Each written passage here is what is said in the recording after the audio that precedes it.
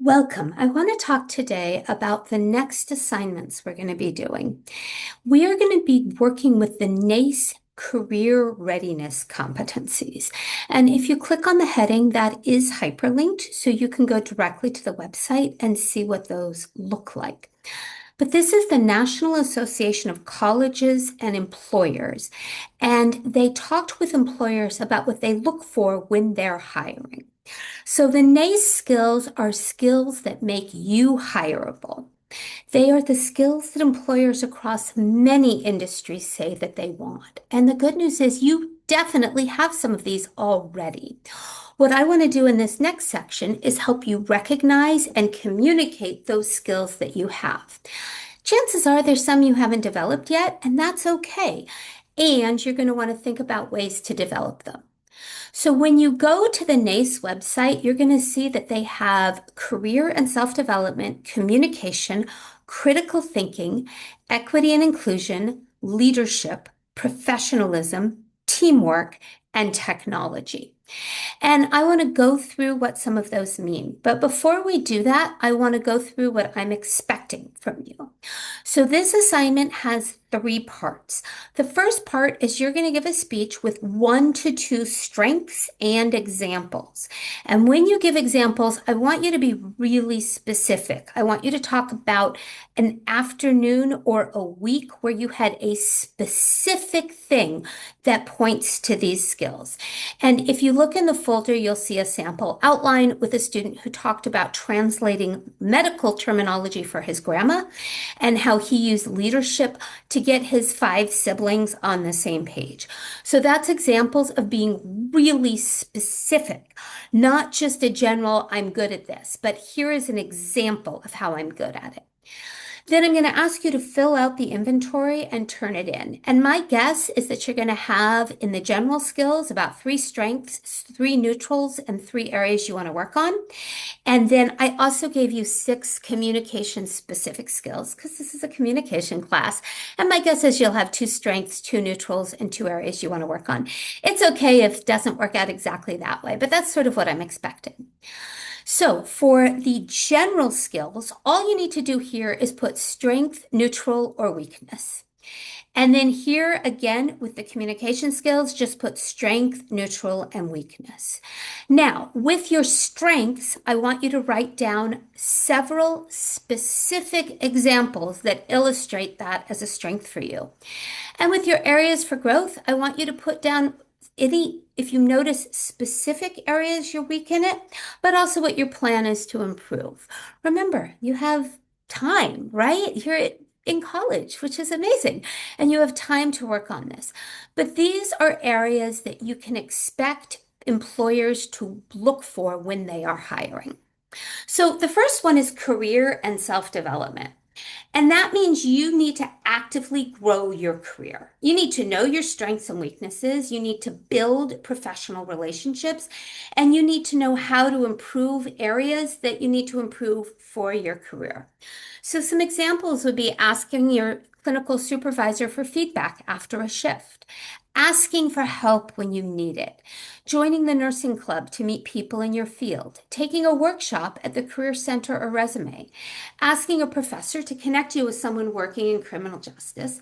And honestly, this inventory is a beginning of your awareness of career and self-development. The next area on NACE is communication, but we're going to do that at the end because I've broken that into smaller steps. So the next thing we're going to talk about is teamwork.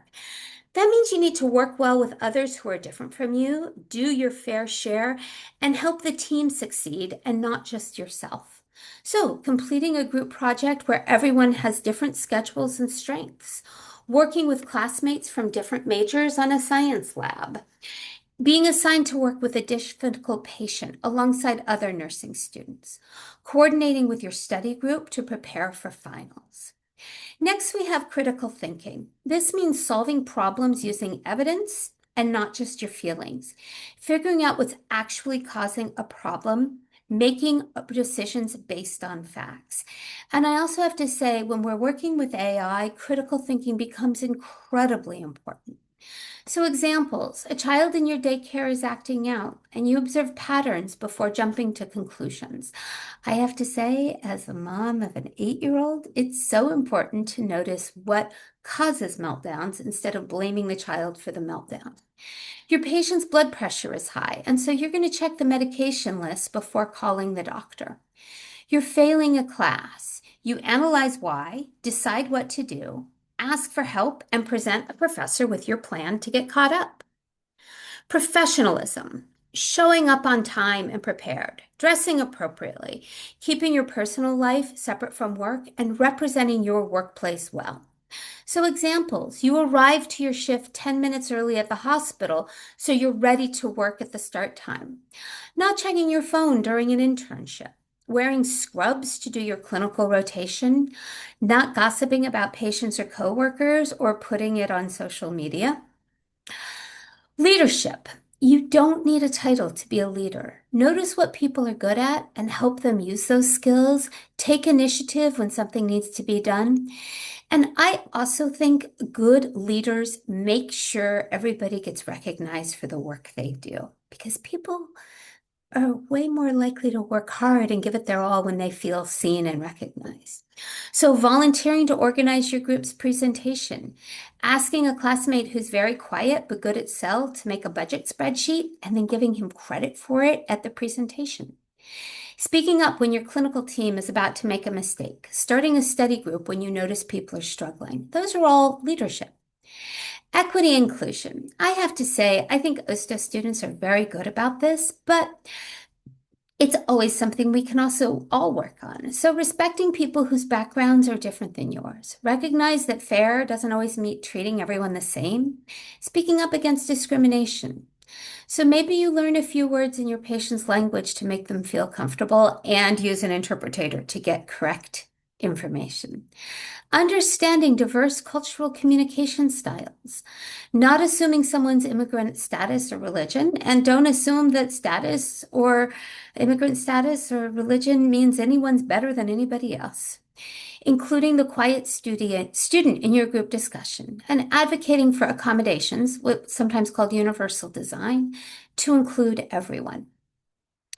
Technology. Use technology to work smarter, not just work more. Learn new tools quickly and protect private information. Learn how to use the electronic medical systems at your clinical site. Use Google Calendar to manage your work, school, family schedule and not drop appointments. Knowing not to post patient information on social media or in AI. Use Grammarly or spell check before submitting assignments. Learn how to use Zoom professionally for remote meetings. Using AI well to improve efficiency while verifying accuracy. So now we're going to get into the communication specific skills. In general, that's going to be to speak, write, and listen effectively, adjust your style for different audiences, use professional language when needed. Examples will include explaining medical terms to a patient's family in simple language, writing a professional email to your professor, giving a presentation to this class or to your early childhood ed class, translating for a Spanish-speaking patient at your internship. Written communication means writing clearly and correctly in emails, reports, and documents. Adjust your writing for different audiences. Proofread before you send. If you're using AI, follow the principles of good AI use. Writing a professional email to request a reference letter. Documenting patient care notes clearly and accurately. Writing an incident report at your retail job or sending a thank you email after a job interview. Speaking. Present information to groups. Speak up in meetings. Explain complex ideas simply. And use your language to help people feel welcomed and included. So some examples: presenting your persuasive speech in this class and responding well to questions. Explaining your child development project to a prospective parents at your internship. Speaking up in a team meeting about a scheduling conflict. Answering questions during a job interview and asking for help. Listening. This means paying full attention when others are speaking, sorry. Asking questions to make sure you understand. Don't interrupt or plan your response while they're listening. So, examples: listening to your patient describe symptoms without jumping to conclusions, taking notes during your supervisor's feedback, asking, and I just want to say, when I get negative feedback, it's really hard for me to listen and take notes and respond later when I'm calm and can say something like, I really heard what you were saying. I want to clarify that I have everything correct. And if that's the case, this is how I will work to improve. Asking, can you explain what you mean by that when you're confused? Repeating back instructions to confirm that you understood correctly. Nonverbal communication, your face, your posture, and your voice matter as much, maybe even more than your words. Different cultures have different nonverbal norms, so be aware of what your body language and your paravocals communicate. Just to give example, if I say, I'm really excited to meet you, that's going to come across very different than I'm really excited to meet you. So we all know that when the nonverbal communication contradicts what the words being said, we trust the nonverbal. So making eye contact during a job interview. This is in the US. I gotta say, handshaking right now is kind of neither here nor there. Since COVID, there's a lot less handshake going on. But if you're at a job interview and you shake hands, you want to shake hands well. And that tends to mean the two parts of your hands meet here, and then you press thumb, palm to palm. Do not try to outfirm the other person. It's not a grip strength competition. Not cropping your arms when you're talking to a patient, right? Like this just kind of shuts everything down. And this opens things up. Smiling when greeting parents at an early childhood site, using a calm tone when a patient is upset, and using nonverbal behavior to support a client in an emotionally difficult conversation is going to be really different than, okay. Digital communication. This is about your professional online presence, understanding which platform to use, and appropriate tones. So we use emails for formal requests, not Instagram or DMs. Use proper grammar in work emails. Spell out the word you, don't abbreviate the letter U. Make sure you're capitalizing the first letter of each sentence and things that should be capitalized, like the pronoun I and names. Keep your LinkedIn profile updated and professional. Don't post about work drama on social media. And honestly, don't post about drinking or anything else that might not be something you want employers to see in a couple of years. Knowing what to put in an email subject line. Intercultural communication. Recognize that communication styles vary by culture. Be patient with language barriers and adapt your communication when needed. So, if somebody is learning English and you don't speak whatever their first language is, slowing down and speaking more clearly is way better than yelling at them. Understanding that direct eye contact isn't valued in all cultures. Using simple language when someone is not a native English language speaker. Not finishing people's sentences when they're searching for a word. Being aware that different cultures have different approaches to physical contact. And generally in the office, in the workplace, don't touch people unless it's clearly welcomed. If you go to shake someone's hand and they just smile and nod because they don't shake hands with the opposite sex, smile and nod back. Make them feel included, not excluded. Now, I have a bonus competency for you, which probably won't surprise you, which is AI literacy.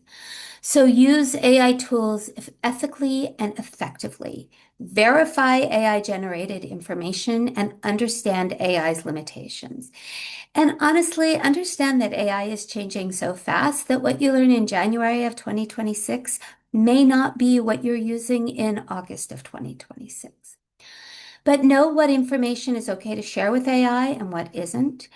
Always fact check statistics and LLMs before you use them. Ask an LLM to help you practice for a job interview. Understand that ChatGPT or Claude or Copilot or Gemini cannot replace doing your research.